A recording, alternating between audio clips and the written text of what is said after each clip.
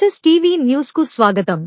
సంక్రాంతిని ప్రజల్ని ఆనందపరచాలనే కార్యక్రమాలు చేయటమే తప్ప జనసేన నాయకులు తెలుగుదేశం నాయకులు విమర్శిస్తున్నట్టుగా దీన్ని డబ్బులు సంపాదన కార్యక్రమాల్లో మేము ఉపయోగించము. That is not my character.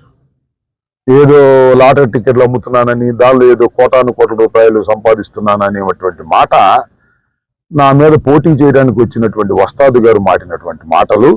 అలాంటి పిచ్చి పనులు చేసేటటువంటి మనిషిని కాదు. నా నియోజకవర్గంలో 10 సంవత్సరాల నుంచి ఉంటున్నాను. 5 సంవత్సరాల నుంచి శాసనసభ్యుడిగాను 2.5 సంవత్సరాల నుంచి మంత్రిగాను పనిచేస్తున్నారు. డబ్బులకు కక్కుర్తి పడేటటువంటి మనస్తత్వం నాకు లేదు. డబ్బులు కక్కుర్తి పట్టమో పదవులు కక్కుర్తి పట్టమో పడి పార్టీలు మార్చి దేశాన్ని కొల్లగొట్టేటటువంటి పద్ధతుల్లో నేను ఉండను. కన్నాలేయటం నాకు కుదరదు. అది కూడా గుర్తుపెట్టుకోమని మనవి చేస్తున్నాను.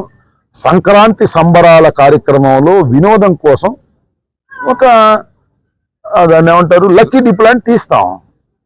అదేదో పెద్ద నేరం అయిపోయినట్టు, దీనిలో కోట్లు దోచేయించుకుంటున్నట్టు, నేనేదో మిద్దె కట్టేసుకున్నట్టు పిచ్చి మాటలు మాట్లాడుతున్నాను. నా మీద పోటీ చేయడానికి వచ్చినాను. పోటీ చేస్తాడో పోటీ చేయడో తెలియదు, అది వేరే విషయం అనుకోండి. అది చివరికి ఖాయం చేస్తారో ఖాయం చేయరో నాకు తెలియనటువంటి అంశం. నేను ఇక్కడ శాసనసభ్యుణ్ణి, మంత్రిని.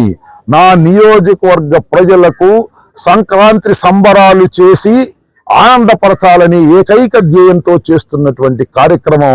ఈ కార్యక్రమం చూసి కడుపు మండి అసూయతో మాట్లాడుతున్నారు జనసేన తెలుగుదేశం నాయకులు తప్ప దీనిలో ఇలాంటి విషయాల్లో కక్కుర్తి పడేవాడు కాదు ఈ అంబటి రాంబాబు అని నా సత్తెనపల్లి ప్రజలకు తెలుసు. ఎక్కడి నుంచో వచ్చినా ఏదో చెప్తుంటారు, పెద్ద సీరియస్ గా పడిచి వాడు ఎన్ని ఎంక్వైరీలు చేసుకోమని లాస్ట్ టైం కోర్టులో కూడా వేశారు. I don't care all these things. నాకు ప్రజలు ముఖ్యం, ప్రజలకు సంబంధించినటువంటి విషయాలు ముఖ్యం. సంక్రాంతి సంబరాలు ఏ నియోజకవర్గంలోనూ జరగని విధంగా, ఈ రాష్ట్రంలో ఏ నియోజకవర్గంలో జరగని విధంగా నేను చేస్తాను. ఇది నా ఆనవాయితీ.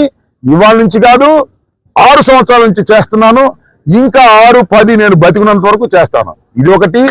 వావిలాల గోపాలకృష్ణయ్య గారి వర్ధంతు జయంతులు చేయటం నా బాధ్యతగా భావించి చేస్తున్నాను తప్ప